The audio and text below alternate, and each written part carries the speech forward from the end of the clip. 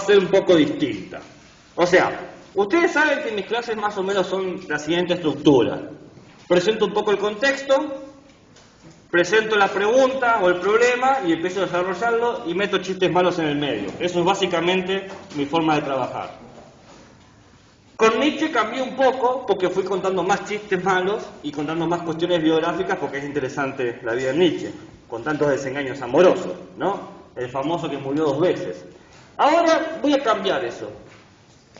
Voy a empezar a contar unas pequeñas situaciones y unos pequeños elementos históricos y luego de contar todos esos elementos históricos vamos a hacer el análisis filosófico. Es más, no se va a notar cuál es el problema hasta que sea demasiado tarde, porque así va a ser más fácil. Yo sé que parece más difícil, pero así les va a ser más fácil.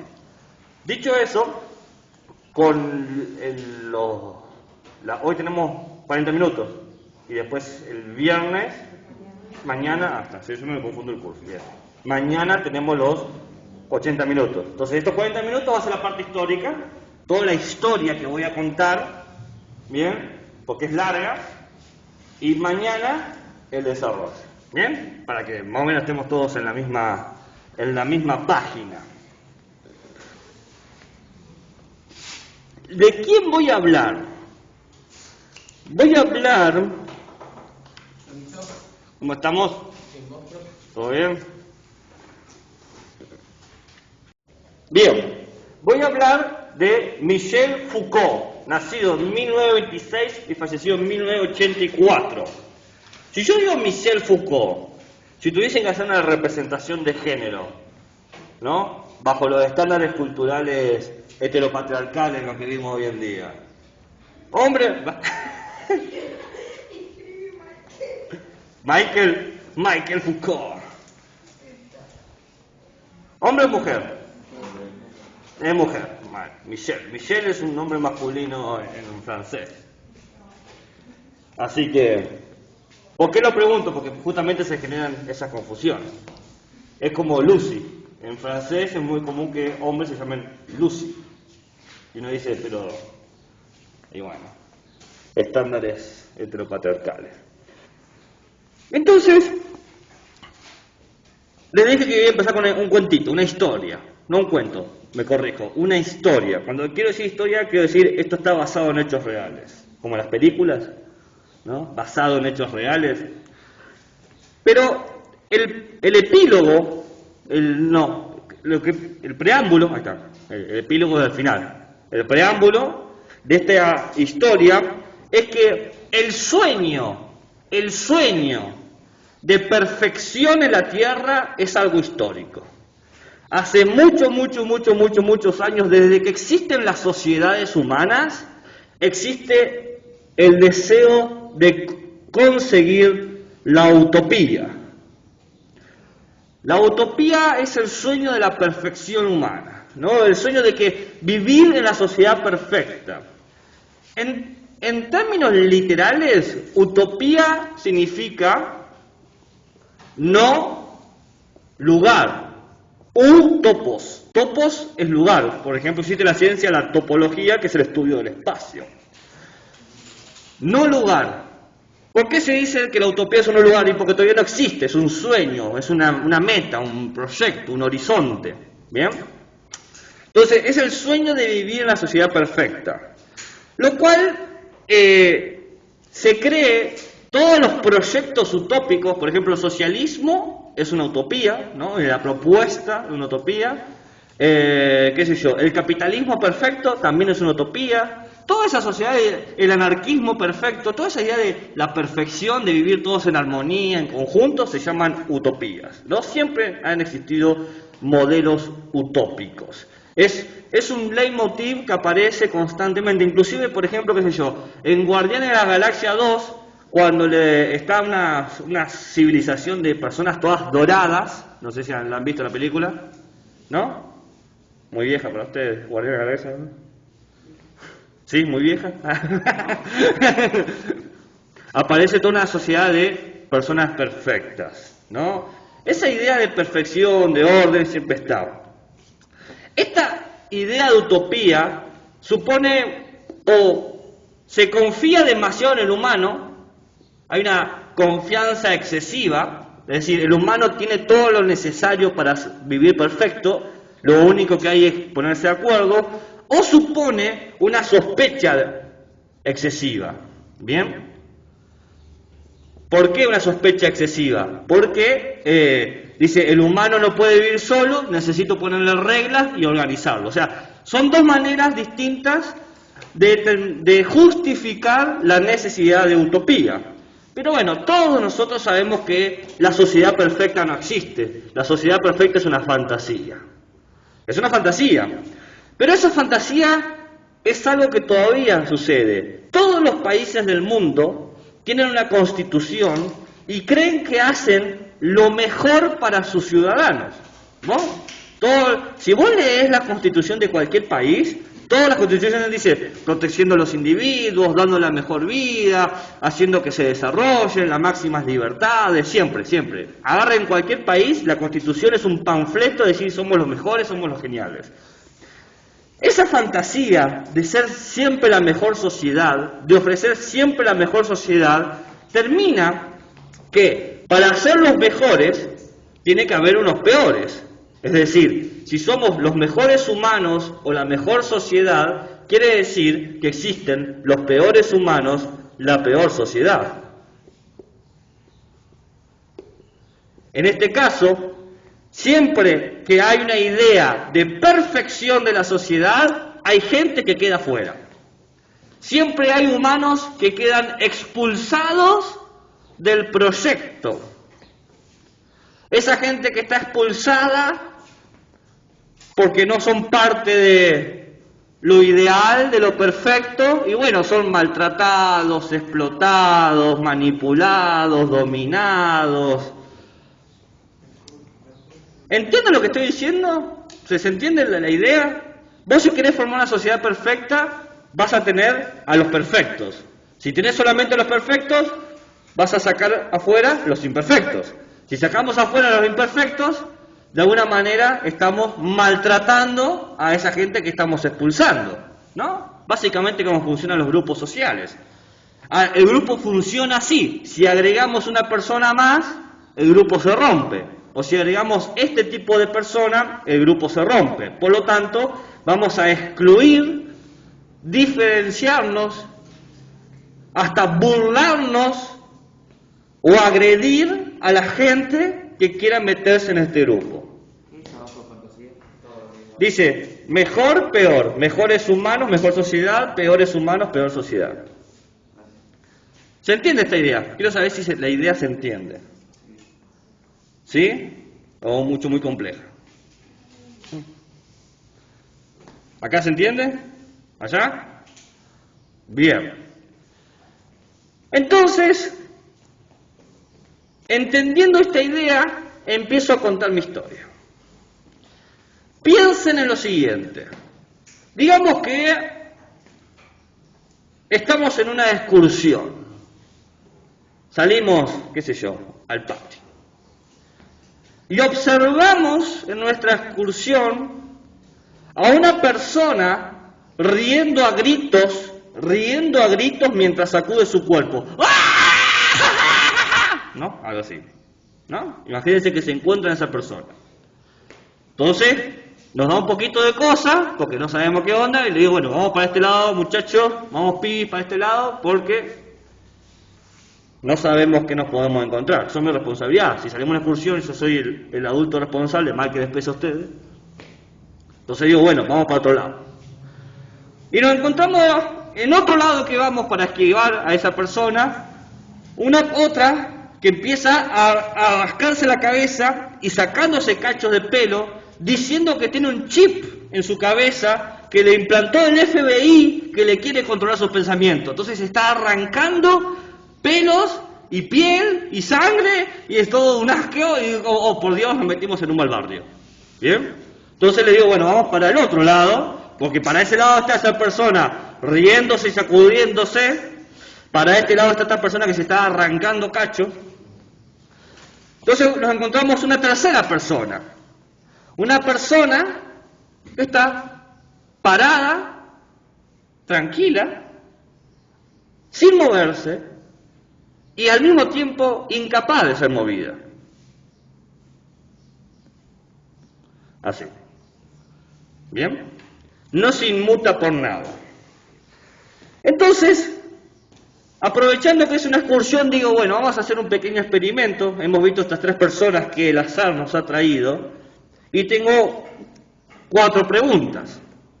La primera pregunta, ¿podríamos decir que estas 3 personas que nos hemos encontrado, una persona que se ríe a los gritos y se sacude, una persona que se quiere arrancar parte del cráneo con tal de sacarse el chip que le implantó el FBI para controlar sus pensamientos, y una persona que no se mueve por nada, por más que le peguemos, lo empujemos o le hablemos, ¿podríamos decir que estas 3 personas sufren lo mismo? ¿Sufren la misma enfermedad? ¿No? Él dice que no. ¿Los demás? En un principio parece que no. ¿Los demás? ¿Quién dice locura? Vos decís que los 3 están locos. No, ¿cómo es la respuesta? Vos decís, y puede ser que lo diga yo, y sí, y si vos lo decís, o sea, o si lo dijiste vos, lo dijo alguien más acá. ¿Lo dijiste vos? Entonces, ya sé. Las opciones son muy pocas. Ah, puede ser que estén locos. Bueno, pero la pregunta es, ¿qué dirías vos? Esa es la pregunta. ¿Vos decís que están locos? Están rechupete, están remate. Bien. Si decimos que están locos o que tienen una enfermedad, ¿podemos decir que la razón de ellos anda mal? ¿Que algo anda mal en su razonamiento? Sí, dicen acá. 2. Entonces, creo que sí, y ahí hay un no sé, un tímido no sé. No sé si el pensamiento. Dije razonamiento. Claro, el razonamiento, sino en su comportamiento. En su comportamiento. No voy a decir comportamiento, ¿No? O sea, Lo dijiste, pero está bien, lo borramos, que se borre de actas. en su comportamiento biológico. En su comportamiento biológico. Entonces dijiste comportamiento. Ah. Pero ¿qué tipo de comportamiento? En lo biológico. O sea, vos me decís que la persona que se está riendo y sacudiéndose y la persona que se está sacando un chip de la cabeza, según lo que dice esa persona, y la persona que está inmóvil, comparten la misma condición biológica. Claro, es una deficiencia biológica más que de razonamiento. Para mí. Ok, muy bien. ¿Y usted me había dicho algo? ¿No? Ya tengo miedo de decir.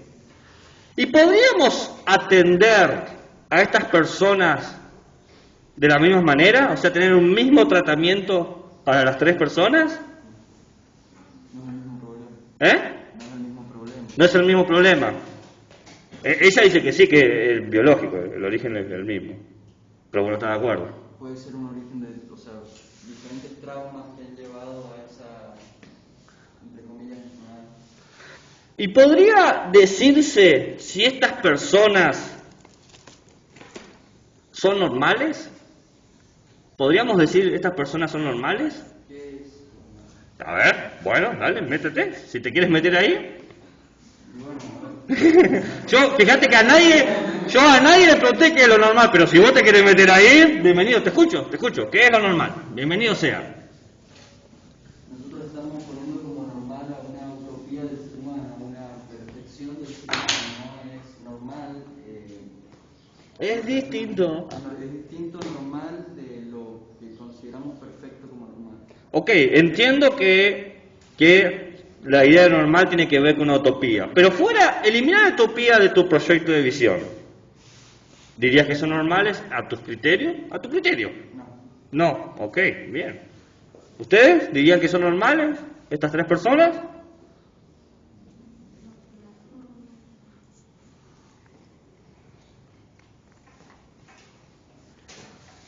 Hay que pensar lo siguiente.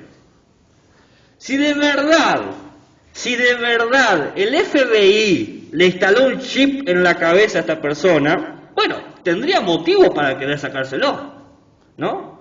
Sería así. Sería lógico por lo menos tener la actitud que tiene, esa desesperación. Imagínate si alguien controlara tus pensamientos y vos por un instante te dieras cuenta de que te controlan el pensamiento. Obviamente te agarraría una desesperación. Todos hemos visto Juego del Miedo 1 a las 7, no sé cuántas hay. Y todas esas personas en los Juegos del Miedo muestran que cuando tienen que tomar drásticas decisiones, prefieren perder un brazo o una pierna, lo que sea, para sobrevivir. Cualquiera diría que es lógico decir, bueno, prefiero perder un pedazo de pelo que perder mi identidad. ¿No? Que se está arrancando la cabeza, ¿no? Pero también. ¿Solo el pelo, también la cabeza? Parte del cráneo.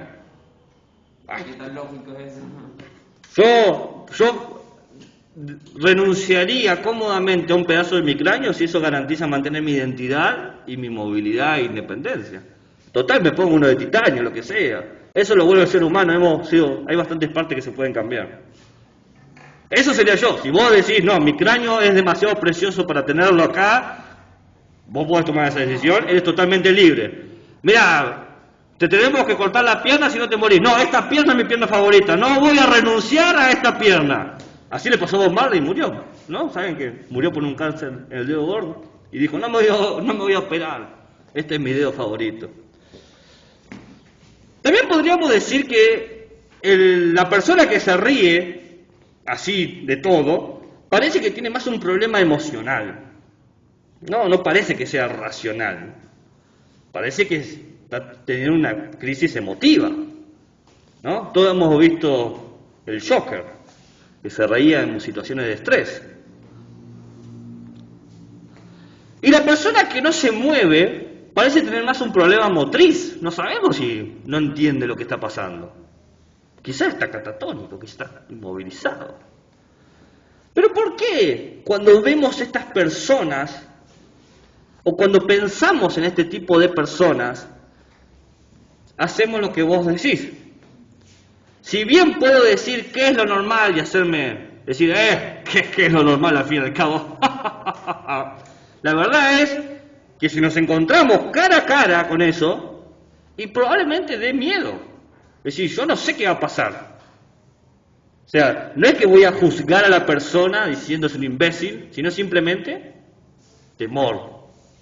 No sé si van a atacarme a mí, no sé si va a afectar mi integridad física. Imagínense encontrarse en un callejón sin salida esas tres personas. Vas a pensar un poco cómo actuar, por lo menos. No vas a decir, bueno, es lo mismo que pasear en un carrusel. Yo estaba pensando que no iba a decir por qué camino elegiríamos o algo así. No. La cuestión es que los vemos como anormales, ¿bien? Y históricamente a los anormales se le ha llamado, como dijo el compañero, locos. Este es un loco. Cada vez que el humano o nosotros como individuos nos encontramos con algo muy extraño, en el comportamiento, en la actitud, o en las emociones, o en el razonamiento, decimos que es un loco, o una loca. Quede claro, y dejo que quede constancia acá, en el que está haciendo la transcripción, que loco es un término despectivo. Si vos le decís loco a alguien, es despectivo. No estoy diciendo, no importa lo que están diciendo. No interesa, le estoy explicando para que sepan. O sea, no asumí que lo sabían. Mi gran poder como docente es asumir que no lo saben. Porque si yo asumiera que saben, entraría a prueba, punto 1 y arrancamos. Total, si ya lo saben, ¿para qué lo voy a andar explicando? No te escudes, está todo bien. Nadie te va a decir que sos un prejuicioso, por ahora. Hasta que aparezca el prejuicio. Se le dice que son locos, pero ya queda claro que son términos despectivos, hoy en día no deberían decirle a alguien loco. Pero analicemos un poco la historia de la locura. La historia de la locura. ¿Por qué? Porque...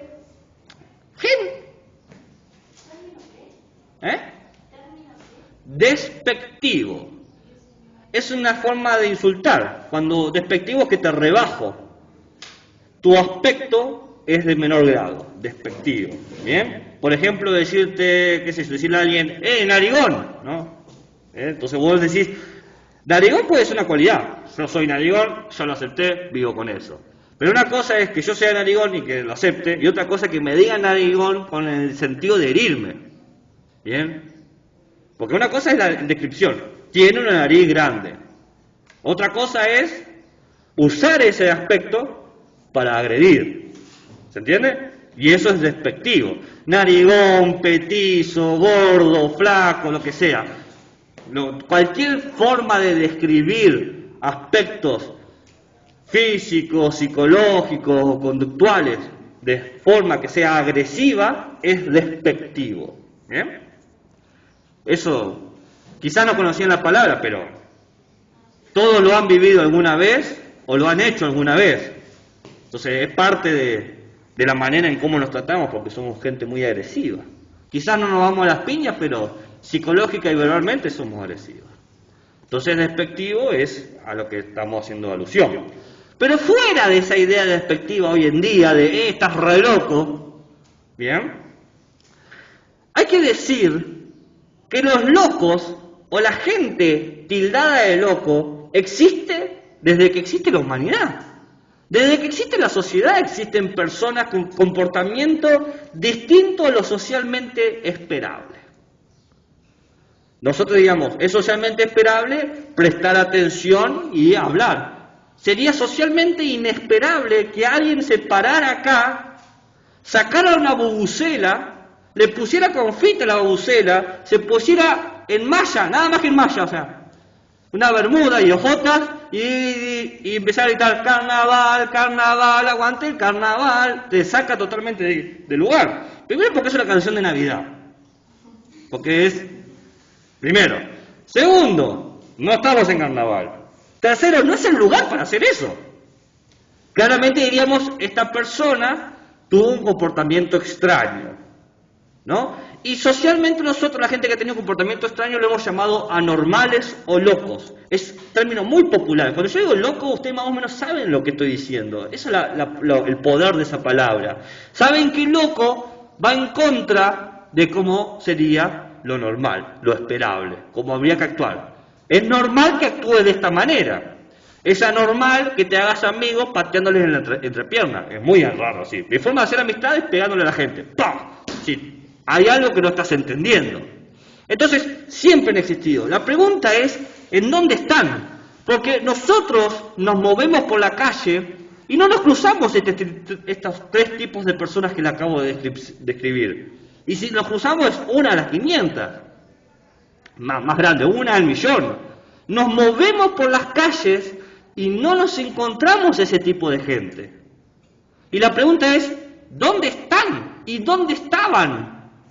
Porque a la vista está que vos salís y esta gente que yo estoy hablando no está. Entonces, Foucault dice, bueno, a ver, por años hemos hecho historia de nuestras vidas, de la sociedad perfecta, de lo que esperamos con la gente que pertenece. ¿Y qué pasó con la gente que no pertenecía? ¿Dónde estaban los locos cuando se fundan las utopías? ¿El capitalismo perfecto o el socialismo perfecto o el anarquismo perfecto o lo que quieras? ¿Dónde están? ¿A dónde fueron? ¿Dónde van cuando llueve? Entonces, Foucault dice, bueno, en la antigüedad, en la antigua Grecia, por ejemplo, en el 500 antes de Cristo, era muy claro dónde estaban los locos. Era muy claro. Había ciudades, en la ciudad vivía la gente, y después estaba el campo. ¿Y qué hacían con la gente loca? Pues los soltaban en el campo. Estaban expulsados de la ciudad, deambulaban por ahí. Por eso siempre existió en las ciudades antiguas el mito del campo peligroso. Afuera de la ciudad hay peligros. Te vas a cruzar con gente extraña. Cuando en las ciudades antiguas las familias se encontraban con alguien con un comportamiento extraño, abrían la puerta, iban a los límites de la ciudad, la dejaban ahí y que se maneje. Hay una palabra para eso, ¿no? Ostracismo, que habla de la expulsión, expulsarte de la ciudad. Ostracismo, no es comer ostras, ostracismo. Pasan los años, digamos más o menos por el siglo IV después de Cristo, y como que el campo empieza a ser usado cada vez más. Bueno, ustedes quizás no conocen, pero la Edad Media surge con lo que se llama una revolución agrícola. Aparecen nuevas técnicas de trabajar en la tierra, entonces mucha gente de la ciudad se muda al campo. ¿Me van siguiendo? Entonces, ¿qué pasa? Vamos a trabajar la tierra para conseguir más comida, pero hay un problema. En el campo hay gente que no queremos juntar. ¿Quiénes están? Los locos, los que expulsamos hace 200 años, están ahí. ¿Sí? Porque esa gente sabe sobrevivir, no necesariamente está incapacitada para sobrevivir. Entonces, ¿qué hacemos? Y bueno, no los podemos meter a la ciudad, no los podemos dejar en el campo. Hacemos una cosa genial, maravillosa. Hacemos las naves de los locos. Esto existe, ¿no? Esto que estoy diciendo es, pero más real imposible. Las naves, naves, barcos. Los barcos, las naves de los locos. Hay cuadros renacentistas que marcan esto, o sea que realmente existieron. ¿Y qué hacían? Bueno, eran barcos que aprovechaban todo el sistema de ríos que tiene Europa, que es un sistema bastante amplio. ¿Y qué hacían? Iba el capitán del barco, o la capitana, no, capitán, porque machistas ya estamos acá, después del Cristo de Europa, el capitán del barco con sus ayudantes y paraban en los puertos y cobraban grandes sumas de dinero a las ciudades por dos cosas. Uno, para meter todos los locos. Dice, yo me llevo a tus locos, me los llevo, no hay ningún problema, los metemos acá. Y también cobraban grandes sumas para irse, porque nadie quería tener la nave de los locos en su puerto. ¿Qué pasa si la nave se rompe? ¿Qué pasa si se escapan? Es un peligro. ¿Entiendes lo que estoy diciendo? Buen negocio. Sí, la extorsión siempre es buen negocio. Me asusta un poco que vos hayas visto la vena. Qué buen negocio extorsionar, eso se llama mafia. No, de acá la China siempre fue mafia. Podría empezar. Tiene mentalidad de tiburones. Sí, totalmente. No solamente tiburones, sino asesinos. ¿Quiénes entraban en esta nave de los locos? Bueno, había varios. Este tipo de personas, los que decían que tienen chip en la cabeza, los que no se movían y los que se reían histéricamente, pero también estaban las divorciadas, porque para ese momento si te divorciabas y eras mujer, estabas loca, era como, ¿cómo? ¿Vivir sin hombre? O sea, no, era totalmente inentendible. Los que se masturbaban, si te atrapaban masturbando, estás re loco, dijeron, pum, te metían ahí. Los infieles, es decir, la gente que engañaba a sus parejas, ¿cómo que engañaste? Estás re loco, pum, para adentro. Los deformados, es decir, si alguien nacía con alguna deformación, por ejemplo, un dedo más, ¿no? O una tercera tetilla, dijeron, ¿todo bien? Estás loco. La nave de los locos no era un lindo lugar, eran jaulas donde te metían ahí, dormías en paja que tenías, ahí comías, defecabas y te morías. O sea, era un lugar totalmente insalubre. ¿Están siguiendo, no? Todo esto que te digo es real. O sea, por eso Foucault dice, voy a hablar de la historia de aquello de lo que no se ha hecho historia. Hasta que Foucault escribió esto en la década del 60, jamás había puesto a la luz todo esto que estoy diciendo. La historia de la gente maltratada, los locos, había quedado silenciosa. Sigue la historia. ¿Qué les parece? ¿Les parece interesante hablar de los locos? Qué lindo cómo tratan a la gente diferente, ¿no?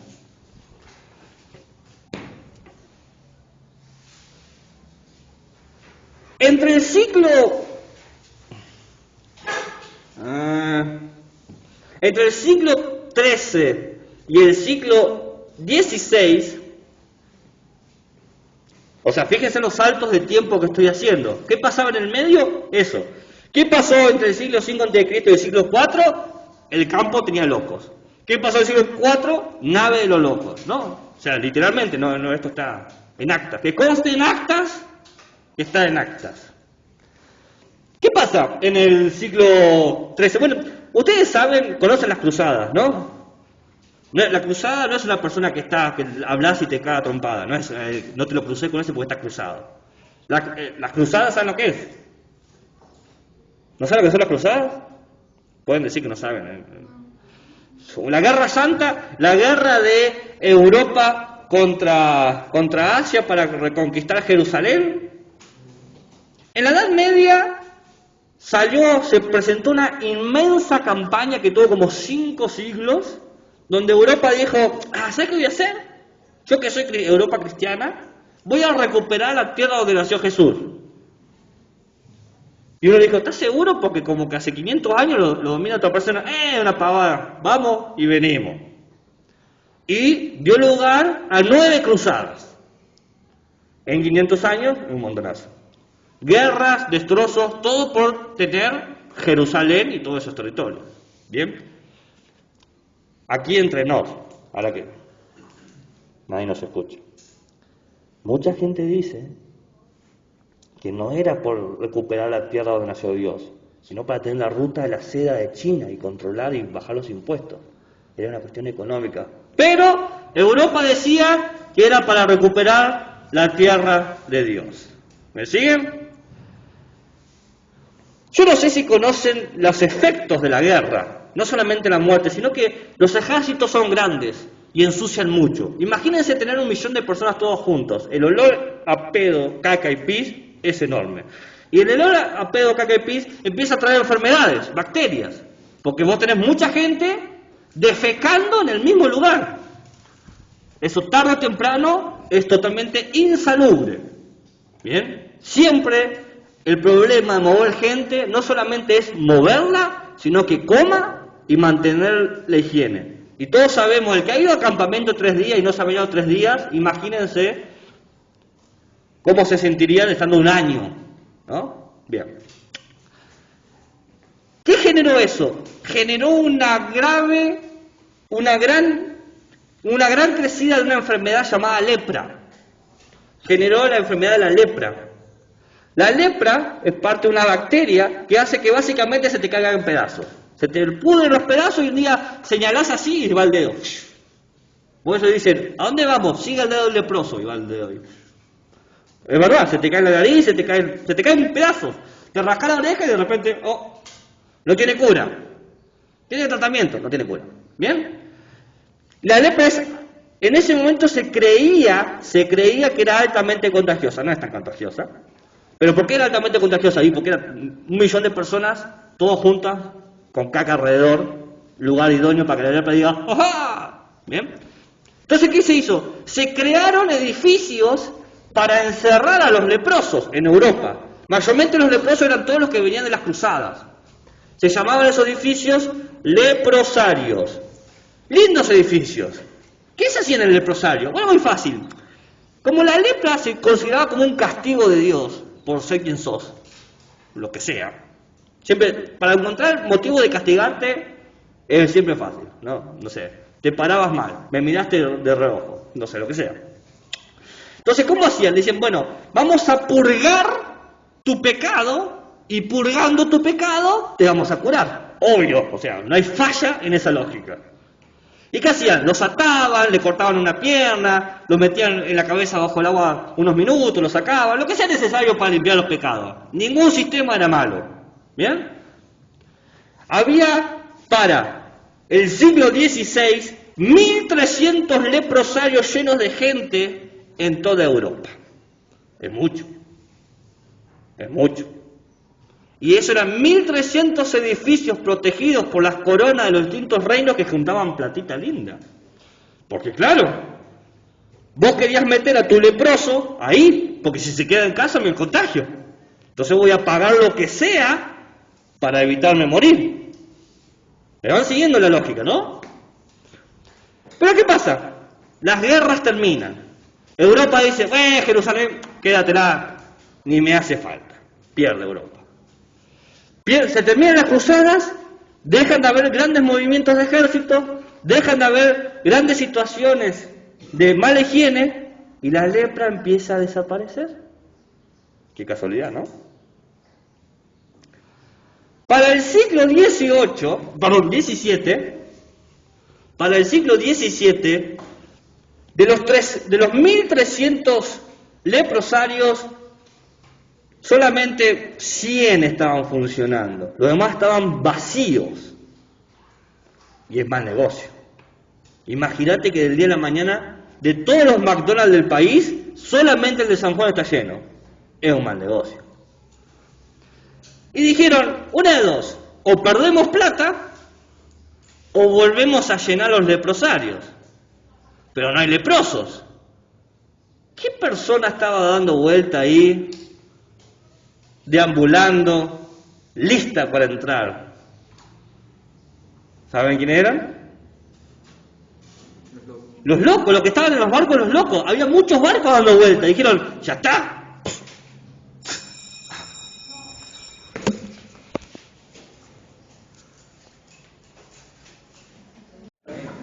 Bueno, entonces llegamos al punto donde los leprosarios quedan totalmente vacíos y es mal negocio. Imagínense 1300 edificios que antes generaban ingresos para la corona y que de repente 0 pesos. Es mal negocio.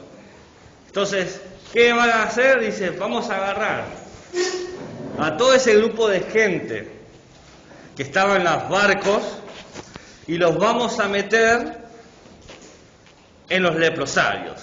Claro, como no son leprosos, no podemos seguir llamando a estos edificios leprosarios. Como es variopinta, diversa la gente que va a venir, le vamos a poner como segundo nombre general, ¿no? Porque hay muchos. Y como vamos a recibir a todo el mundo, lo vamos a llamar hospital. Así, en el siglo XVII se crea el concepto de hospital. Va a agarrar a todas aquellas personas consideradas como locas, extrañas, anormales, y las van a ingresar. Les comenté quién estaban en esos barcos y en esos hospitales, ¿no? ¿No les dije quién eran los masturbadores, los enfermos, los deformados, las divorciadas, las infieles? ¿Qué más? Los homosexuales, los travestidos. Es un cóctel de lo más extraño, porque es muy difícil generar una categoría, decir, bueno, a ver, ¿qué hace común a esta gente? ¿No? En realidad no lo hace nada común. Lo que hace común a lo sumo es una fuerza que dice, bueno, todas estas personas son distintas a lo que llamamos normal.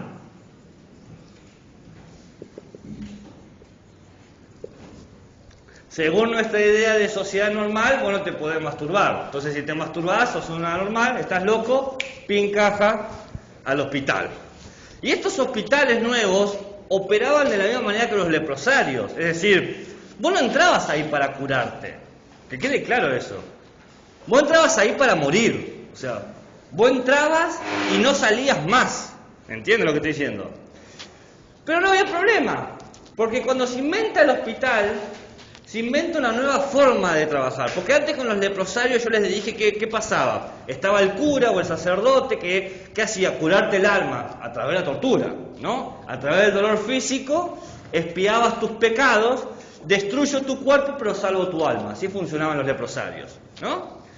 Acá ya no hay sacerdote porque vos no estás ahí por una cuestión de pecado, ¿no? Por la lepra porque era un pecado, sino por otra cosa.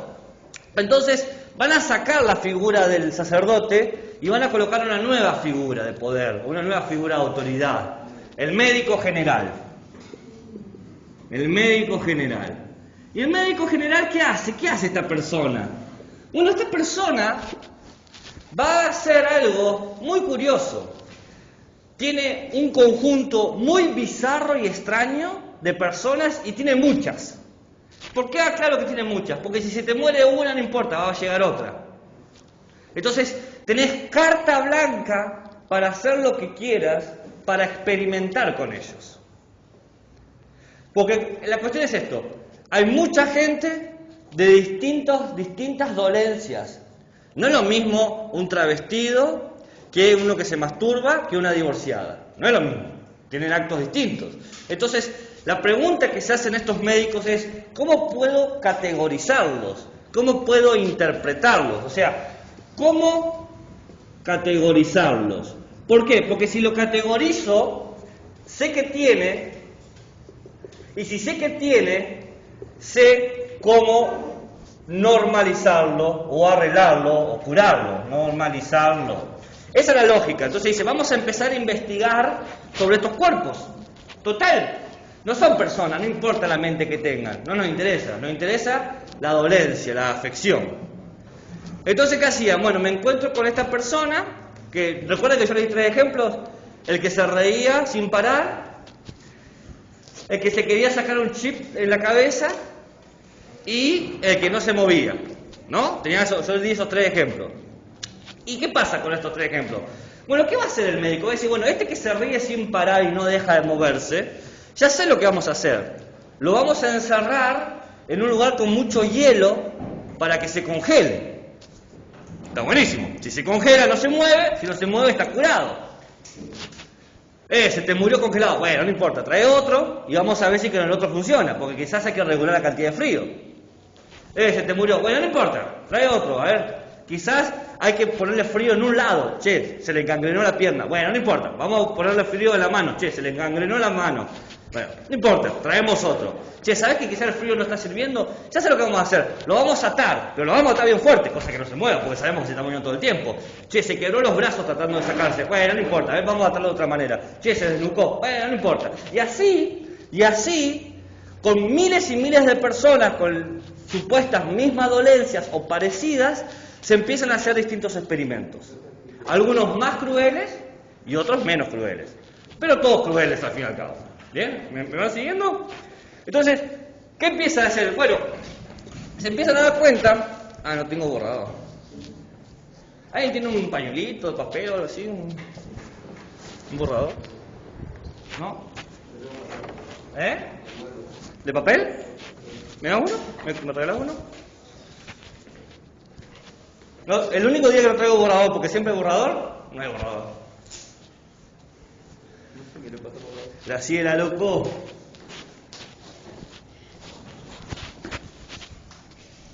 Bien.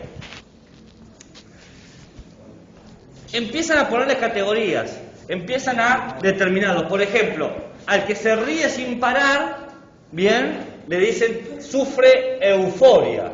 Euforia, ¿no? El que se quiere sacar el chip en la cabeza, le dicen paranoico.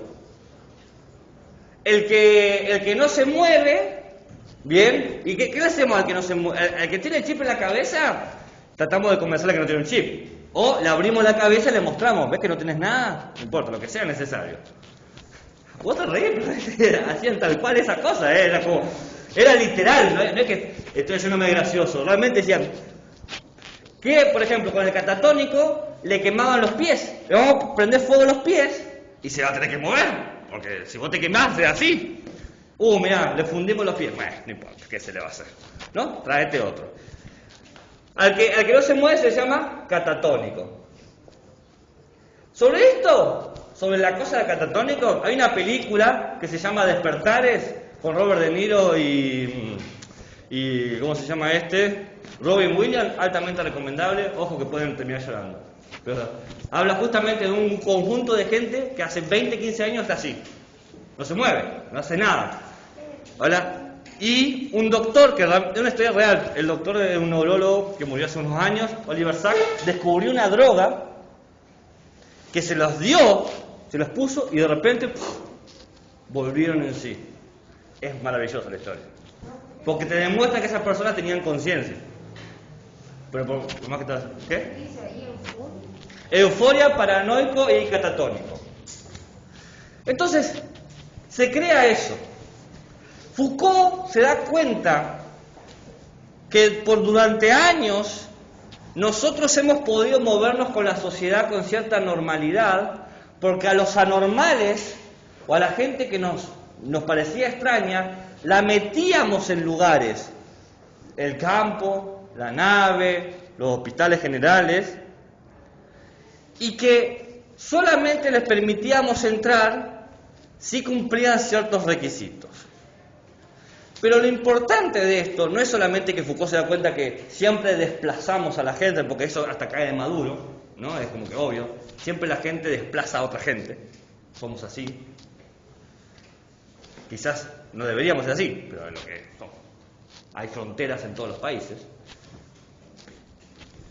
Cuando se inventa el hospital, se cambia la idea, dice, quizás podemos transformar a esos locos, reeducar a esos locos, convertirlos en seres normales y reinsertarlos en la sociedad.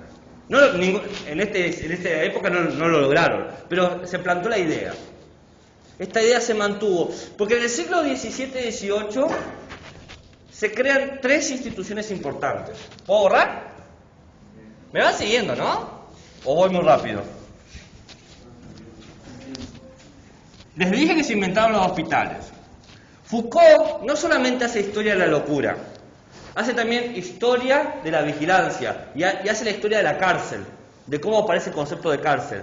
Y en el siglo XVII, no voy a contar toda la historia de la cárcel porque necesitaría otra hora más, pero hay una historia parecida con los locos, con los peligrosos. Bien, es una historia parecida. Si la quieren, les puedo pasar el libro, no hay problema. Entonces tenemos, en el siglo XVII se inventa el hospital y se inventa la cárcel. ¿Y qué más se inventa? Se inventa la escuela. El siglo XVII inventa tres importantes instituciones cuya función es crear seres normales.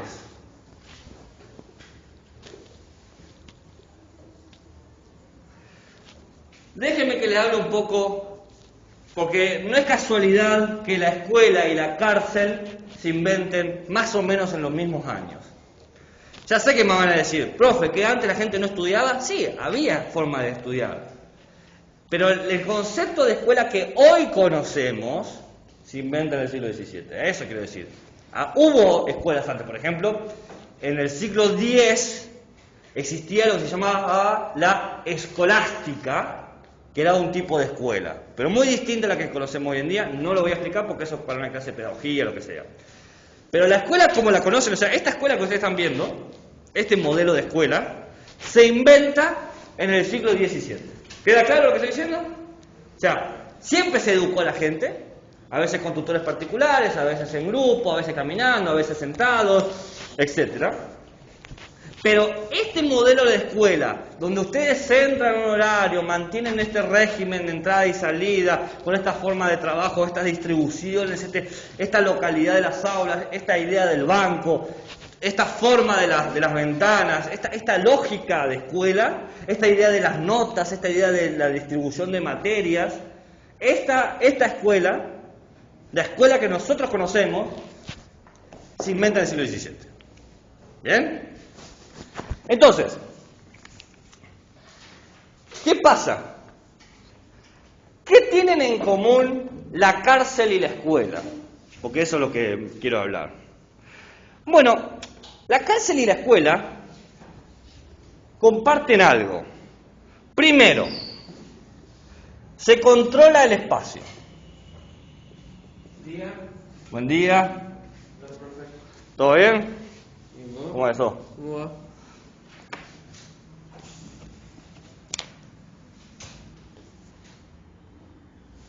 Bien. ¿Qué tienen en común la cárcel y la escuela? Primero se controla el espacio. Bueno, ustedes saben que en la cárcel todos los presos, ¿en dónde están? En una celda, ¿no? Bueno, en la escuela pasa lo mismo. ¿Dónde están los estudiantes? En sus aulas. No podés salir por ahí. Si bien más o menos hay cierta libertad de movimiento, traten de moverse libremente todo el día y vean cómo les va. Hay un control del espacio. Foucault hace una frase muy linda que dice, cada uno en su lugar y un lugar para cada uno. No es casualidad para nada de que ustedes estén así hacia atrás y yo esté aquí. Acá hay claramente una relación de poder. Ustedes están totalmente entregados a el ataque mío. ¿Por qué creen que yo a veces puedo ganarlos? No porque sea inteligente, sino porque hay una relación de poder tácita. Para ganar un argumento, digo, una discusión.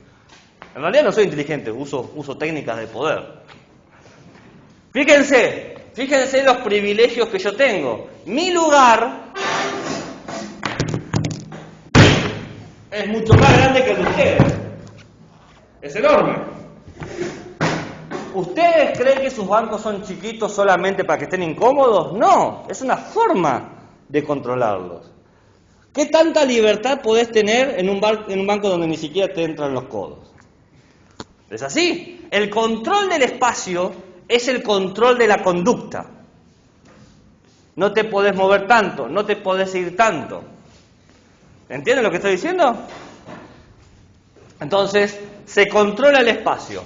Segundo, se cronometra la actividad. Vamos, ustedes tienen todo un horario que les dice a qué hora entran, a qué hora salen, cuándo es el recreo, cuándo no es el recreo. En las prisiones pasa lo mismo.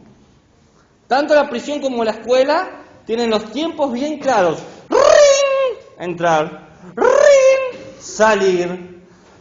No solamente tienen los espacios definidos, sino que les dicen cuándo moverse. Las actividades están cronometradas. También se repiten los ejercicios. Todos ustedes hacen, y en la cárcel pasa lo mismo, todos los días lo mismo. Tomar nota, preguntar, hacer los trabajos prácticos. En la cárcel lo mismo, te levantás, te lavás, a comer, el trabajo. ¿Qué estás haciendo?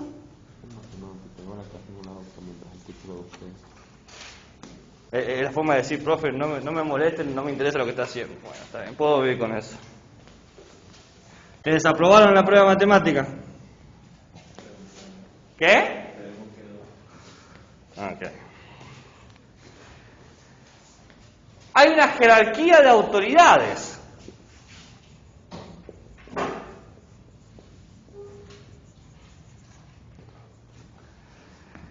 Vamos, ustedes, les guste o no les guste, son el último orejón del tarro. ¿Qué poder tienen? Ninguno, o muy poquito, vamos a darle un poquito. Pero después están docentes, preceptores, directivos. Hay una jerarquía y es muy claro quién está en qué lugar. No hay duda de eso. Que uno sea canchero o amable son dos cosas aparte. Pero uno puede ser totalmente aprovecharse de su poder. Si yo quisiera, podría dar una prueba en este instante, en este maldito instante. Porque yo puedo evaluar los contenidos que doy. Podría hacerlo, supongo que no lo aprobarían, los desaprobaría, y le digo, bueno, nos vemos en febrero, ¿qué bajón ser ustedes? ¿Y qué van a hacer con eso? Se pueden quejar, profe es un gil. Bueno, puede quejarse, pero... ¿Me pueden venir a hablar del directivo? Che, ¿no le puedo dar una oportunidad? No. ¿Qué van a hacer? ¿Me van a despedir? No pueden, porque tengo plaza. ¿Saben lo que significa tener plaza? Que la única forma que me despidan es, qué sé yo, que le pegue a un estudiante. O sea, tengo que hacer algo sumamente terrible, agresivo, para que me saquen. Obviamente no voy a hacer nada de lo que estoy diciendo. No es una amenaza. Es que entiendan cómo es la jerarquía. Está creado así. Una de dos.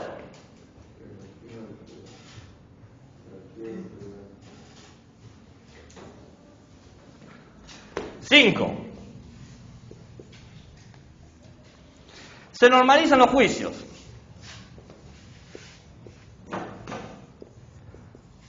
Hay una opinión de qué es lo que está bien y lo que está mal.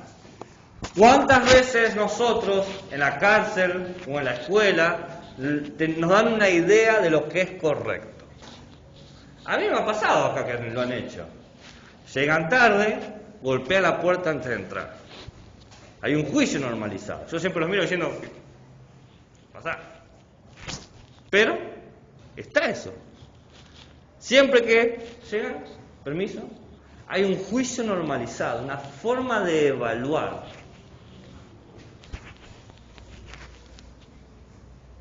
¿Por qué se crea esto? Porque la idea de la prisión y la escuela es la misma que la idea del hospital. Hacer seres normales. Normalizar al individuo. Determinarlo. Definirlo. Que quede claro qué puede y qué no puede hacer. Qué es esperable y qué no es esperable. ¿Se entiende? No se entiende. No importa. Era más divertido cuando hablaba de loco y tortura, ¿no? Sí. ¿Esto es una característica la dijo Foucault o son ¿Foucault? No, Foucault. ¿Quién lo va a decir si no? generales, del pensamiento general, no sé. Estaba aburrido y empezó a decir características que me parecían. Esto lo dice Foucault. Foucault se da cuenta de algo. Foucault se da cuenta que nuestros cuerpos, que nuestras conductas, que nuestras mentes han sido disciplinadas, que nos han constituido una manera de pensar y de actuar, que tan éxito ha tenido esa manera de pensar y actuar que la hemos apropiado y la hemos incorporado a nuestra vida, que pensamos que no hay una alternativa, no hay una opción 2, somos ya así, esto es lo normal. ¿Qué otra alternativa hay? Claro que vas a ir a la escuela, claro que vas a hacer la tarea. ¿Cómo no vas a hacer la tarea? Es ilógico. Si no haces la tarea te desaprueban. Si se te desaprueban no terminás. Y si no terminás tenés que vivir en una zanja. A nadie le gusta vivir en una zanja. A nadie le gusta vivir fuera de la sociedad. Todos queremos ser parte de ella. De alguna manera. Quizás no te agrada toda la sociedad, pero todos queremos los beneficios de la sociedad. Comida, salud, trabajo, divertimento, amigos, pareja, lo que sea. De alguna manera, todos nosotros hemos asumido que hay un modo de ser.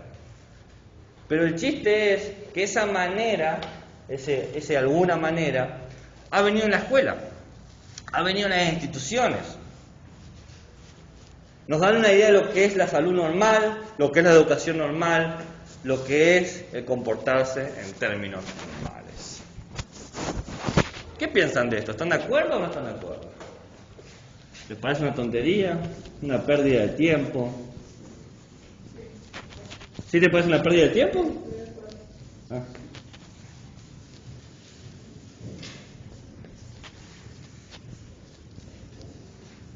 ¿Estás de acuerdo? ¿Por qué estás de acuerdo?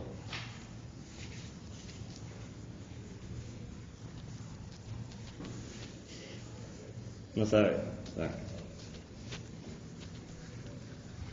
Están cansados, eso es lo que están. Está muy bien que estén cansados. ¿Saben qué significa que estén cansados? No. Que el sistema de disciplina funciona. ¿Para qué sirve una persona cansada? Para que no piense. Una persona que no piensa, no critica, no se hace preguntas. Es importante que estén agotados. No al punto de que no puedan hacer nada, pero lo suficientemente agotados como para tener una respuesta automática. Trabajo, lo hago, lo entrego. Trabajo, lo hago, lo entrego. Trabajo, lo hago, lo entrego. Trabajo, lo hago, lo entrego. Trabajo, lo entrego. No pienses. Sé productivo.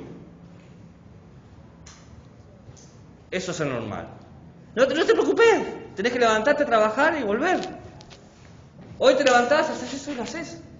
No pensés. Y después uno se sorprende a las 2 de la mañana con una angustia que dice, ¿pero por qué estoy así? La disciplina hace eso. Genera un proceso de pérdida de uno mismo, porque vos ya no sos vos mismo. Vos sos lo que han hecho contigo. Uno es lo que han hecho con uno. La escuela a la que he ido me han, de alguna manera, manateado. Me han tirado sogas y me han atrapado. Me han sujetado. Por eso se hablan de sujetos. Vos sos un sujeto, estás sujetado por ciertas conductas, las sogas. Para la idea de escuela, de hospital, de cárcel, para todas las instituciones, por ejemplo el ejército, para la idea de lo normal, vamos a decir así. La idea de lo normal se crea gracias a que se piensa que hay una afuera. Hay algo que está afuera. Hay algo que está, de alguna manera, más allá. Ese más allá puede ser por exclusión, excluido, ¿no?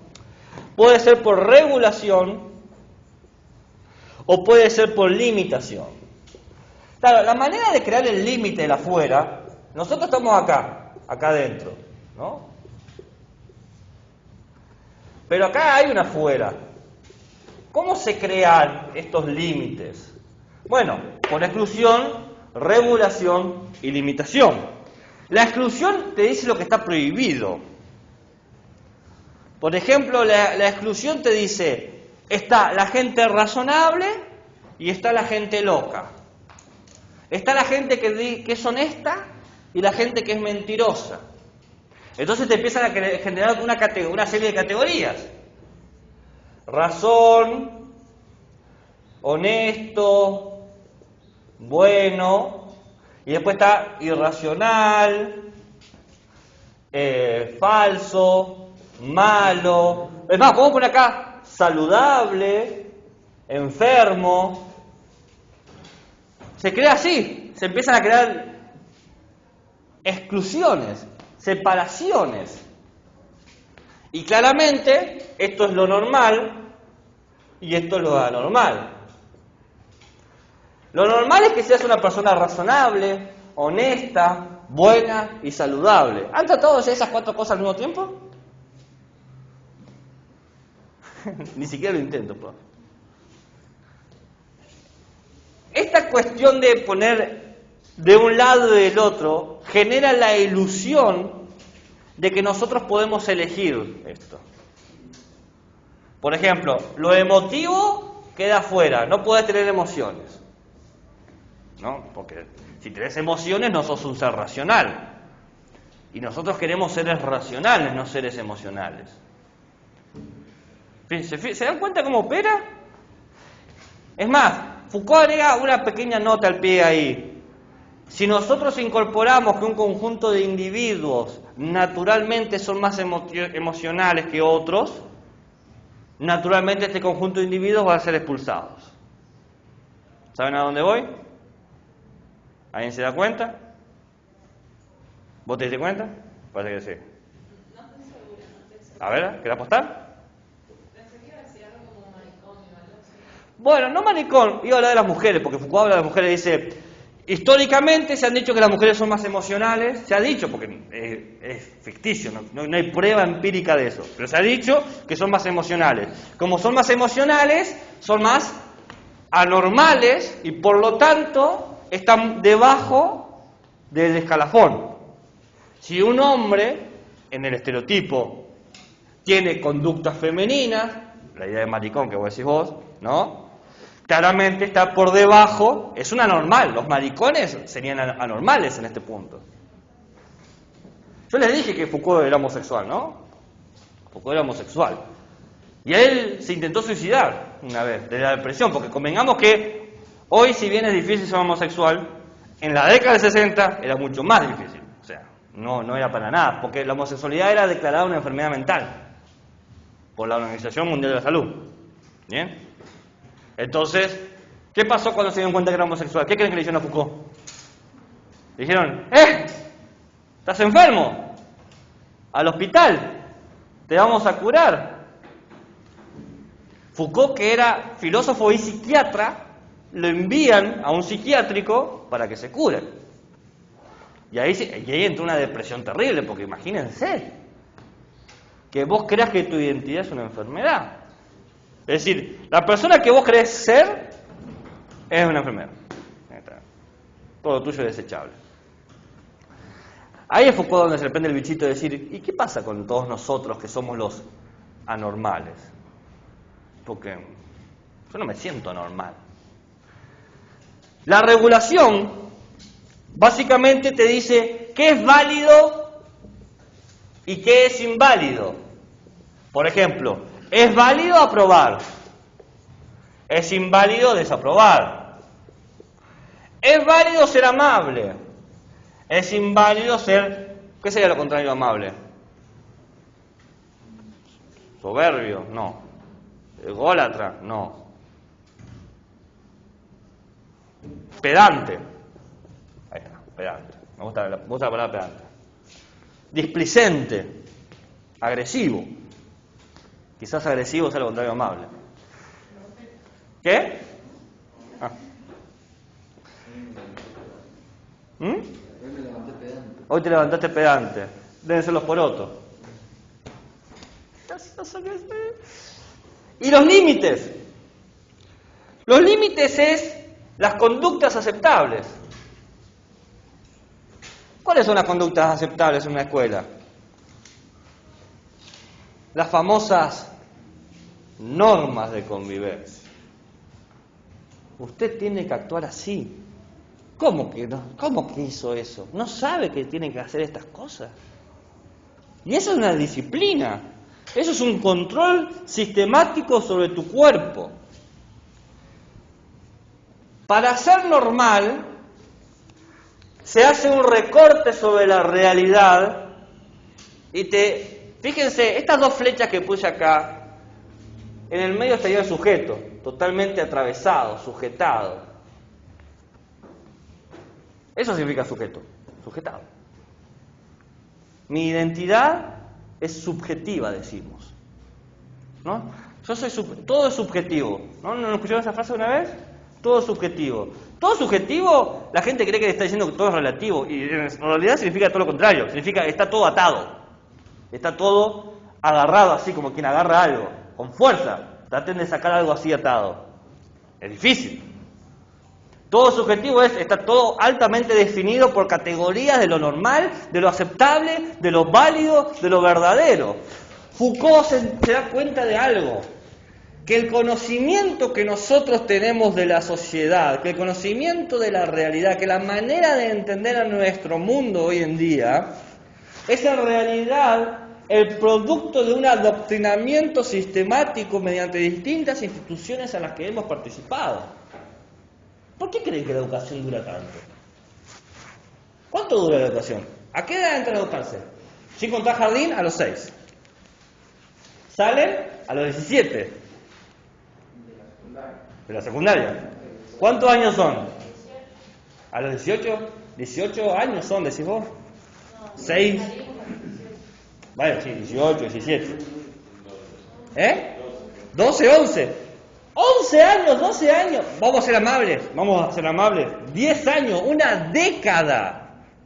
Sin contar la carrera. No estamos todos llegando a la universidad, porque la universidad es otra de las cosas que podemos poner acá. Puedes poner la universidad, puedes poner la oficina, la idea del trabajo de oficina, puedes poner el laboratorio, todo esto.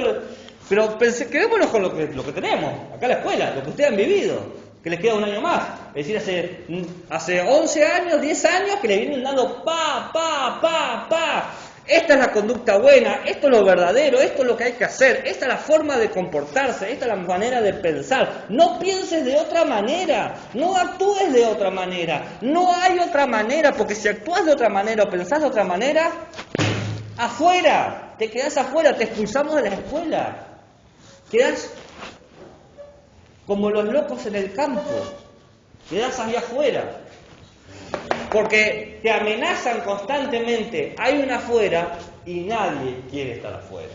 Entonces, parecería que la identidad que nosotros hemos forjado, la manera en cómo nos vemos, no es nuestra, es el producto de cómo nos fueron atando. ¿Querés saber qué cadenas tienes? Pues baila. En el baile escucharás tus cadenas y verás que de repente no podés bailar mucho y hay muchas cadenas.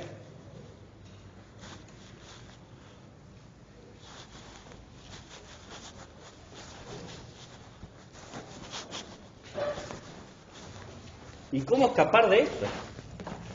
¿A dónde escapamos? ¿A dónde vas? ¿Te vas a tu casa? Porque tu casa también es otra institución más. El concepto de hogar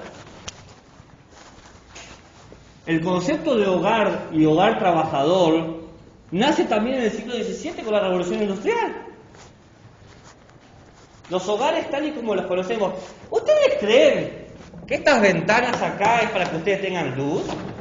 Estas ventanas son ventanas de vigilancia. Son justamente para poder vigilarlos. Porque si fuesen de luz estarían más arriba. Están acá justamente para poder ser observados. Foucault dice, educar a alguien son dos cosas, vigilar y castigar. Se tienen que saber vigilados, se tienen que saber que están siendo observados, porque si yo sé que me observan, me regulo la conducta. Todos sabemos que actuamos de distinta manera dependiendo de quién me observa.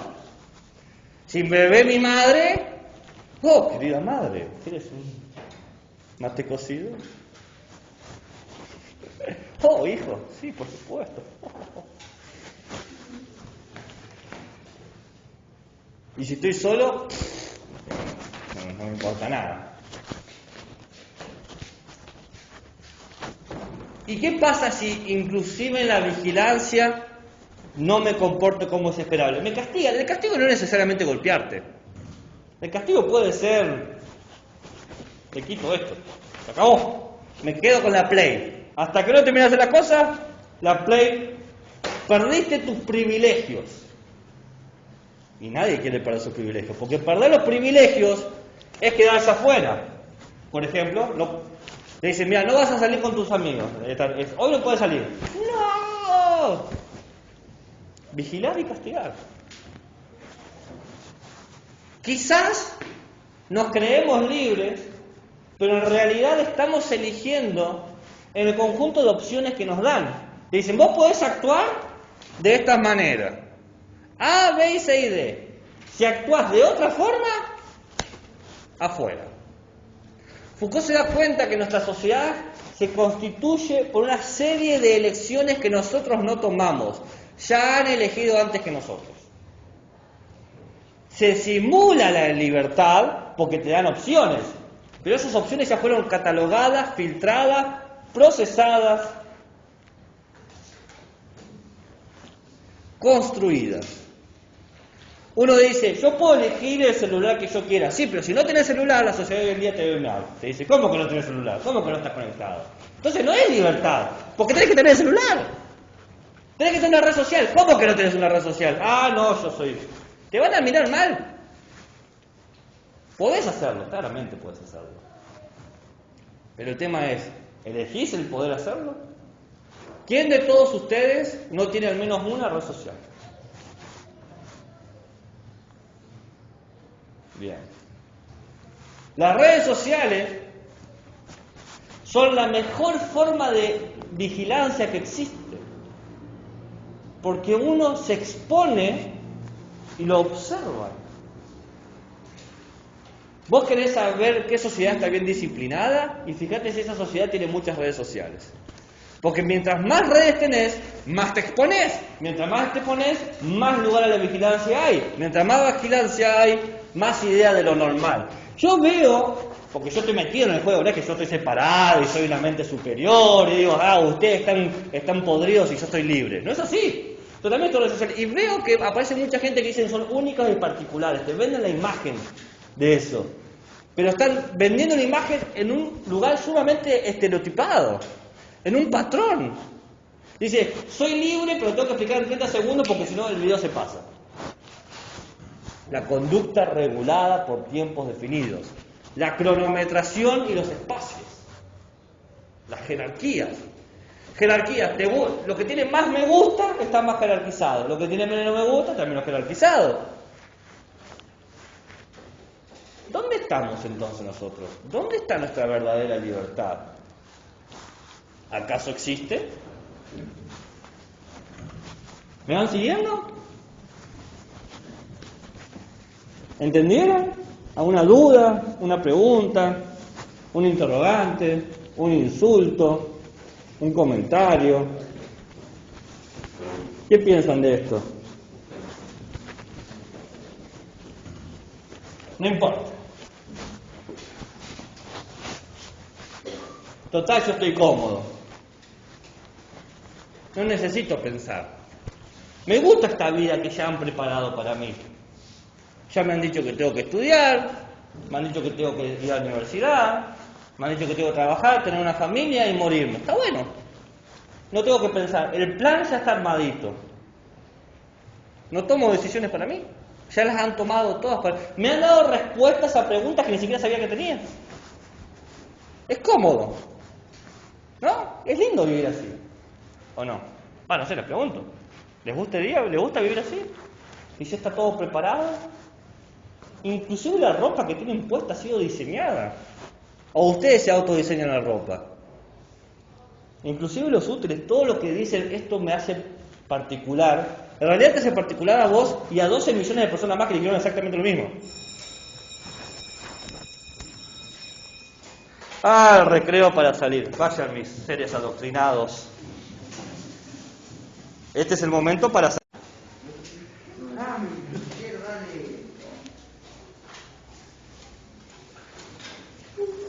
Lo anormal es lo que nos enseñan que no hay que querer, no hay que esperar, no hay que necesitar. Nadie necesita seres anormales, porque si tenés seres anormales es todo inesperado y es caótico. Entonces necesitamos saber qué esperar. Nadie ni siquiera necesita lo extraño, porque lo extraño te incomoda. Entonces, se ha creado un argumento de que lo anormal es justamente lo que debe evitarse. Foucault dice, y esto lo enlazo con el prólogo que les presenté el otro día, la idea de la utopía. Esta pretensión de crear el mejor mundo, la mejor sociedad, lleva a la idea de que para tener la mejor sociedad necesitamos diseñar al mejor humano. Solamente los mejores humanos pueden vivir en la mejor sociedad. Y para diseñar la mejor sociedad tengo que adoctrinar a los humanos, sujetarlos, disciplinarlos, convertirlos en seres dóciles que cuando suena el timbre salen al recreo. Necesito hacer eso. Es la única manera.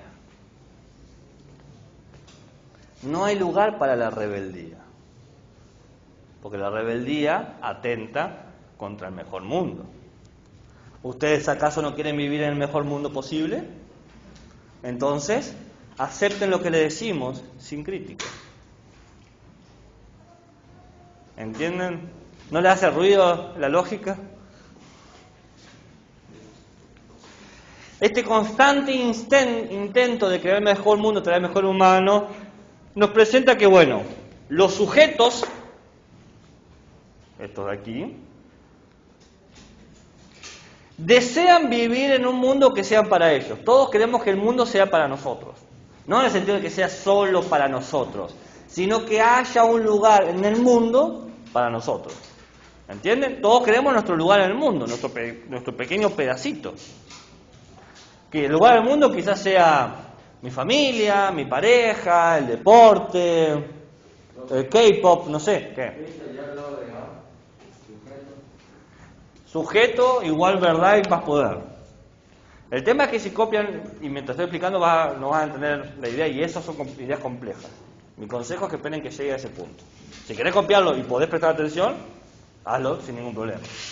Pero si no podés prestar atención, ya lo voy a explicar. Voy a explicar primero el A, después voy a explicar el B, y para sorpresa de nadie, voy a explicar el C.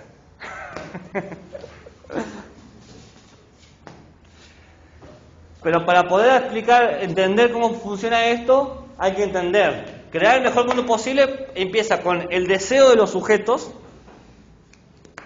Acá hay un deseo. El deseo de mi lugar, de tener un lugar para mí. El tema es, ¿cómo sé cuál es mi lugar? ¿Cómo sé cuál es mi lugar? Y bueno, la única forma de saber cuál es mi verdad es conociendo el mundo. Perdón, la única forma de saber cuál es mi lugar es teniendo la verdad. ¿Cuál es mi verdadero lugar? Hay que conocer. Todos los sujetos desean un lugar en el mundo. Para saber cuál es mi lugar en el mundo, tengo que saber cómo es en verdad el mundo. Porque nadie quiere estar en un lugar que sea falso o que sea engañoso. ¿Qué pasa si yo creo que este es mi lugar feliz y no es mi lugar feliz? ¿Y soy desdichado? No, tengo que saber la verdad. Tengo que tener la información. Tengo que tener todo lo que necesito para comprender al mundo lo suficiente para saber dónde tengo que estar. Y tengo que tener poder. El poder lo necesito para controlar. Porque necesito de alguna manera dominar las cosas, tener un control. Todos controlamos cosas. Controlamos nuestros tiempos, ¿no? Nuestros esfuerzos, nuestras virtudes. ¿Cuántas veces nos invitan a algo y dicen, mira, hoy no puedo salir por tal cosa? O hoy puedo salir porque me preparé y me organicé. ¿No? Necesitamos eso. Entonces los sujetos desean, conocen y controlan. Y acá aparece una genialidad en Foucault. Foucault nos dice que... ¿Vieron que yo le dije que el sujeto está atado? Que el sujeto está sujetado. Pero no les dije qué lo sujeta. Lo sujeta la verdad y el poder. Foucault se da cuenta que estos tres conceptos, sujeto, verdad y poder, se interdefinen. Es como una triada. El poder se define por sujeto y verdad. La verdad se define por poder y sujeto. Y el sujeto se define por poder y verdad. Por eso, sujeto es igual a verdad más poder. Poder es igual, o verdad es igual a poder y sujeto. Sí, lo he puesto como al revés, me parece. Este no pasa nada porque de última, no. Pero acá tendría que estar poder.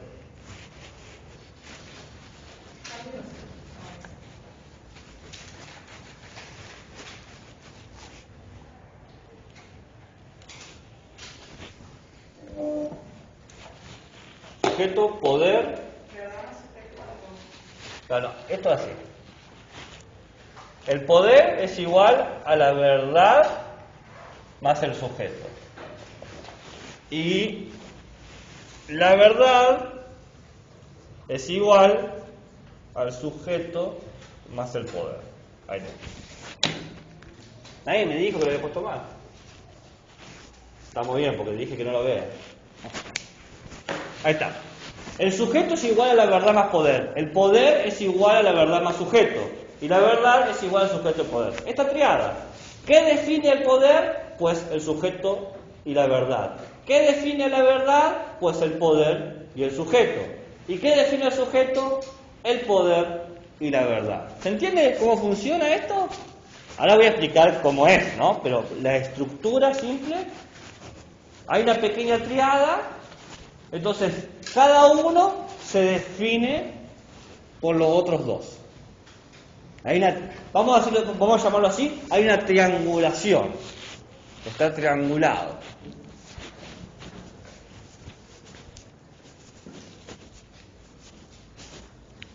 ¿Se entiende? ¿Estamos hasta ahí?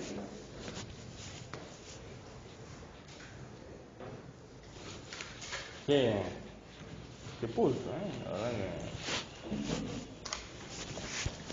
Bueno, ¿qué es el sujeto? Bueno, el sujeto es el resultado de un humano que ha sido sujetado. Es decir, el sujeto es un humano sujetado. Parece un juego de palabras. Pero ¿qué te sujeta? ¿Qué te define? ¿Qué te pone en este lugar así y te impide ir a otros lados? Bueno, está el poder que Foucault explica. El poder no es un objeto. A veces pensamos que el poder se posee. Y dice Foucault, el poder no se posee. No es que vos podés tener, mirá, tengo 50 gramos de poder. No existe eso. El poder es una relación. El poder funciona como una acción. Es la acción de relacionarse. Por ejemplo,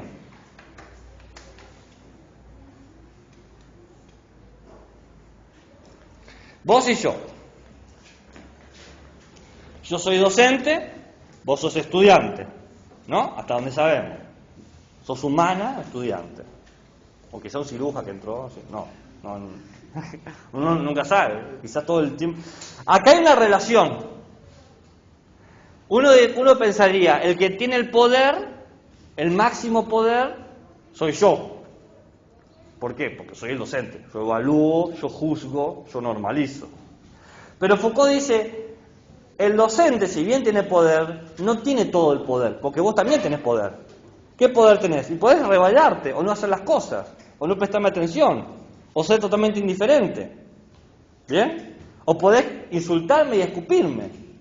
Podés hacerlo eso. Es más, a cada práctica de poder hay un contrapoder. Por eso el poder no es algo que se pueda tener. El poder se va construyendo en distintas relaciones. Si vos me dejás que yo actúe sobre ti, ¿bien? Vos también haces una práctica de poder, estás cediendo, pero podés tener una contrapráctica.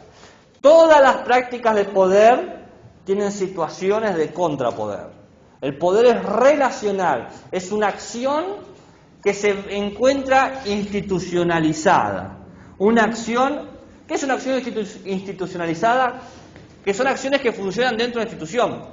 Para que funcione la relación docente y estudiante, tenemos que estar ¿en dónde? En una escuela, en una institución. Porque no puedo cruzarme a la calle y le digo, che, ¿hiciste el trabajo de Foucault? Y me va a decir, fuck you, fuera de la escuela no tienes poder sobre mí. Claro, porque es otra institución. El poder funciona en espacios determinados que establecen distintas relaciones.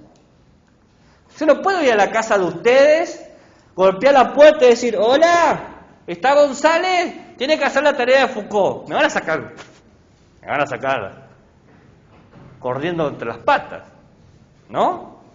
Porque yo no tengo poder ahí. ¿Entienden? El poder es relacional. Entonces, distintas instituciones me van poniendo a mí como sujeto en distintas posiciones, en distintos espacios, y voy sintiendo distintas relaciones de poder, y se me presentan distintas oportunidades de contrapoder, de reacción al poder, de rebeldía. Pero hay algo más. Existe la verdad, porque nosotros necesitamos conocer. La verdad, dice Foucault, no hay una sola verdad. Es tonto. Porque lo que puede ser verdadero aquí, no va a ser verdadero en tu casa. No creo que en la casa de ustedes, cuando hablan con sus padres, toman nota. A ver, no tengo que romper los jarrones. ¿Y cuál es el concepto de jarrón, padre? No, nadie hace eso. A lo sumo agachan la cabeza y juegan al LOL hasta que termina el reto y se van. No sé. No hay una verdad, sino situaciones donde hacemos un discurso de la verdad. ¿Cuántas veces nos dicen, esto es así? ¿Alguna vez escucharon esa frase? ¿Esto es así? ¿O así son las cosas? ¿O es lo que hay? ¿Esa frase la han escuchado una vez? Esa frase es un discurso de verdad. Alguien te quiere decir que esta es la única opción de verdad que tenés. Las cosas en esta casa se hacen de esta manera. Ese es un discurso de verdad. Porque te están diciendo la única manera de hacer las cosas bien y correctas, la única forma de no equivocarse es lavando los platos después de comer, o hacer la cama. No sé qué tareas tienen en su casa. ¿Tienen tareas en su casa o vienen de arriba? Bien. ¿No? ¿La segunda? Vienen arriba así como... ¡Mamá! ¡Una leche chocolatada! Gracias, vieja.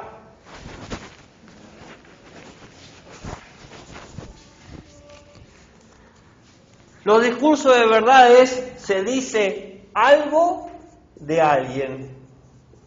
Decimos, por ejemplo,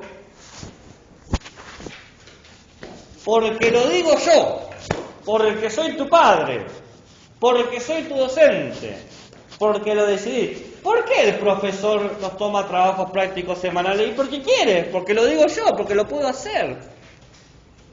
Se dice algo de alguien. No, la verdad siempre es así, es expresar un discurso. Y todas las verdades tienen sus ignorancias, sus fallas. Pero el chiste de la verdad no es equivocarse, es que pueda conectarse con el poder para sujetarse. La verdad no busca hacer una descripción final de la realidad. No, sáquense de la cabeza que la verdad busca describir al mundo.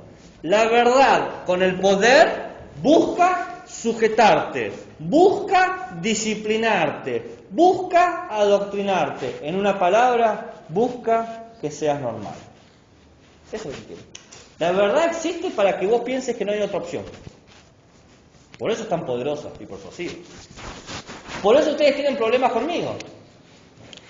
Porque se han acostumbrado tanto a que hay una verdad que siempre les traigo distintas percepciones y dicen, profe, si bien estoy de acuerdo con este filósofo, la semana que viene no voy a estar de acuerdo porque usted me lo va a tirar por la basura. Me lo han dicho varias veces. Y es un bajón. Esa incomodidad que se siente es porque nos hemos acostumbrado a que la verdad es para quedarte fijo. Y yo hago todo lo contrario. No los pongo fijos, los voy moviendo todo el tiempo. ¿Por qué puedo moverlo? Es porque aparece el poder. El poder es... ¿Se entendió la idea del sujeto? ¿Se entiende? ¿Estamos hasta aquí? Bien. El poder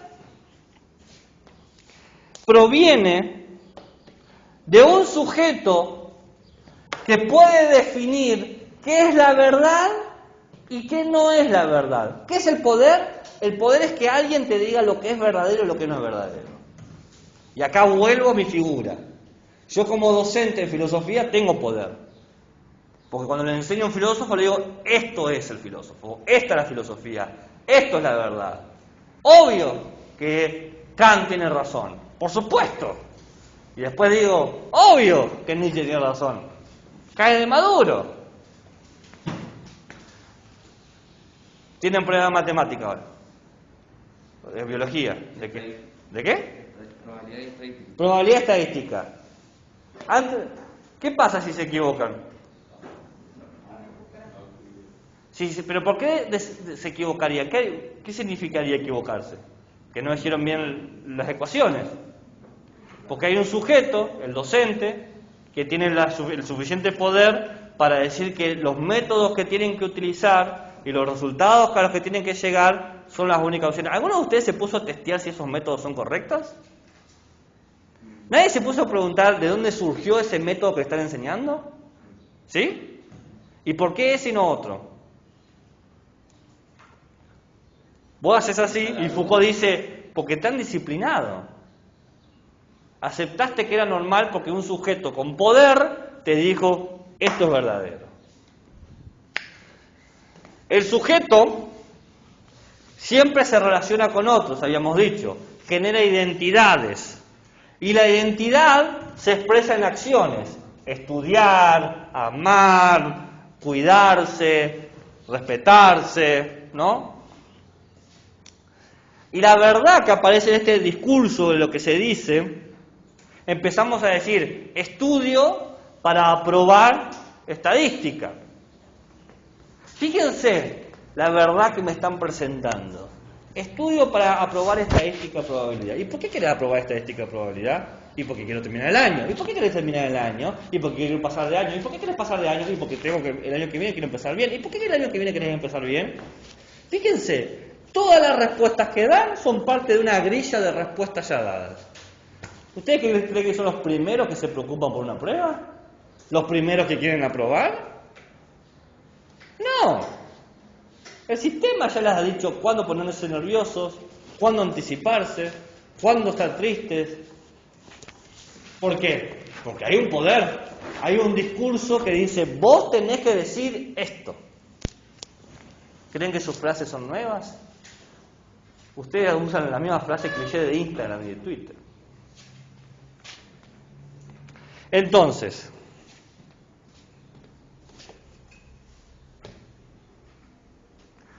hemos dicho que el poder no tiene objeto, no tiene materialidad. Nos queda la verdad. La verdad es una estrategia.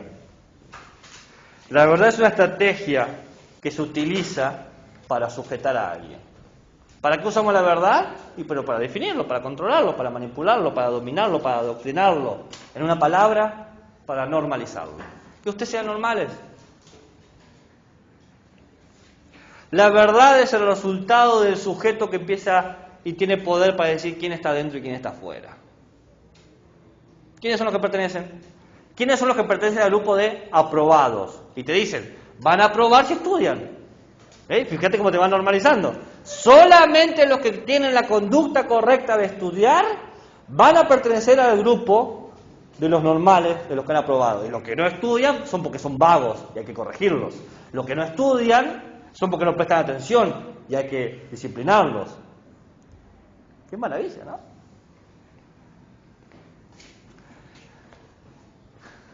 Los sujetos tienen intereses y tienen una historia. Una historia que puede ser padre-hijo, docente-estudiante. Esas historias son relaciones que vamos construyendo y que generan situaciones de confianza, de tranquilidad, de ansiedad o de miedo. Vamos, yo sé que hay docentes que le caen mejor y son más abiertos y docentes que no le caen bien y son más cerrados. Hay una historia. Y en esa historia van a aceptar ciertas cosas. De ciertos docentes van a aceptar más lo que dicen, le van a reconocer que su discurso es más creíble de aquellos docentes que le caen mal. El que te cae mal va a decir, acá hay algo que no está funcionando. La sospecha. ¿No? ¿Nunca les ha pasado que un docente que no se llevan bien diga algo y como que te dan la gana de decir, no, ¿sabes qué? Me parece que no. Quizá no lo diga, pero pensar.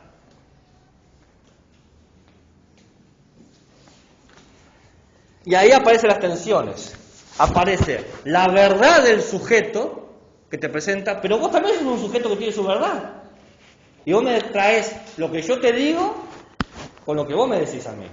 Y ahí aparece la tensión entre poderes. Porque en todo poder hay un contrapoder. Y todo sujeto que tiene poder tiene una verdad sobre sí mismo o sobre los demás. Entonces yo te digo algo, vos me decís algo a mí, y ahí empieza la lucha.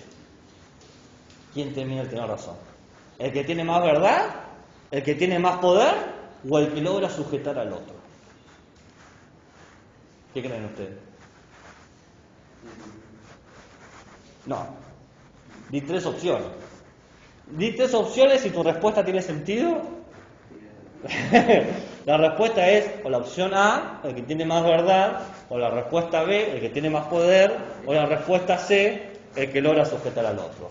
La B no puede ser porque el poder no tiene cantidades, dije que no era objeto. La A no puede ser porque no hay una verdad. ¿Queda la C? ¿Quién termina ganando? Pues el que logra sujetar al otro, normalizarlo, maniatarlo, inmovilizarlo conductualmente, decir, no te podés mover más allá de este banco. Esto es tu lugar. Y volvemos a la frase, un lugar para cada uno y cada uno en su lugar. ¿Qué piensan de esto? ¿Les parece una tontería? ¿Les parece una pérdida de tiempo?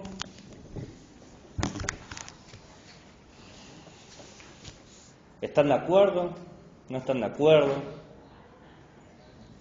¿Creen que sirve? ¿Creen que no sirve? es estúpido. No les interesa. Prefieren vivir un mundo sin pensarlo. Pregunto, no estoy afirmando. Está interesante. ¿Pero qué quiere decir eso? ¿Está de acuerdo o no está de acuerdo? Interesante puede ser qué es eso, ver un mono cómo come banana, pero eso no sé si te va a servir para algo en la vida. No sé, quizás sí, quizás te despierta el instinto a la primatología y te volvés uno de los más reconocidos primatólogos del mundo. De este lado no hay pensamientos.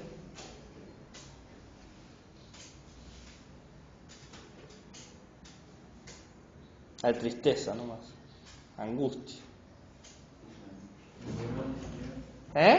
Nos lograron disciplinar. Sí. Y no es que yo lo logré disciplinar. Desde que los conocimos el primer día, ustedes ya estaban disciplinados, lamentablemente. Yo no llegué hace 10 años y les dije, hagan esto.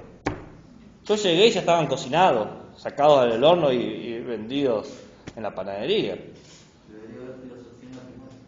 Sí, existe, pero no se implementa, se llama filosofía con niños.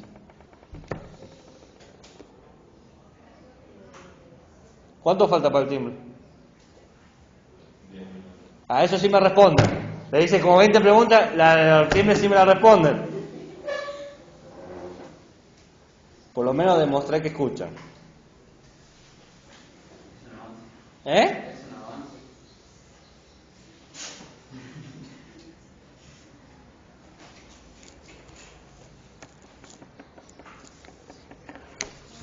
Bueno, pónganse a repasar para la materia esa que están.